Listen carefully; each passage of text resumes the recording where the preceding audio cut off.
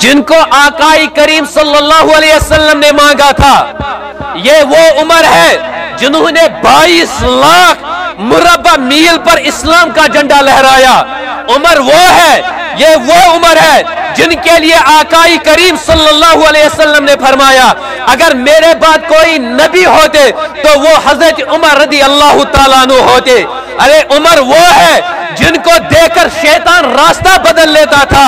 अरे उमर वो है जिनकी बहादुरी पर यहूदी ये कहने पर मजबूर हो गए कि अगर उमर 10 बरस और हुकूमत कर लेते तो दुनिया में करीम आका का हुक्म नाफिज करवा देते। अरे उमर वो है जो आज हमारे करीम आका सल्लल्लाहु अलैहि वसल्लम के कदमों में आराम